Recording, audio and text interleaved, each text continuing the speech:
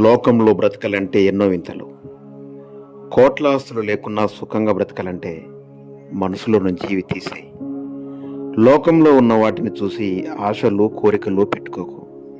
ఎవరో ఎమ్మెల్యే అయ్యారని, ఎవరో సీఎం అయ్యారని, ఎవరో ఫ్లాట్స్ కొన్నారని, ఎవరో కార్లు కొన్నారని, ఎవరో బిల్డింగ్లు కట్టారని, ఎవరికో బాగా బ్యాంక్ బ్యాలెన్స్ ఉందని ఎవరినో చూసి నువ్వు గాబారపడకు.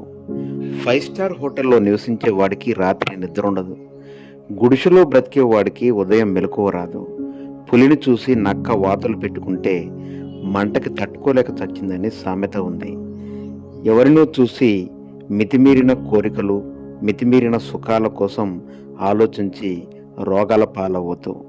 రోగం లేని కూడు, గుడ్డ, నీడ, నిద్ర ఉంటే అదే కోట్ల ఆస్తి.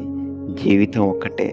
లేని దాని గురించి ఆలోచిస్తూ గాబరపడి ఆరోగ్యం ఖరాబ్ చేసుకునే కంటే ఉన్నదానితో సంతృప్తిగా, హ్యాపీగా, ఆనందంగా గడపడం చాలా మంచిది. నేను మీ ఆదర్ల రవి.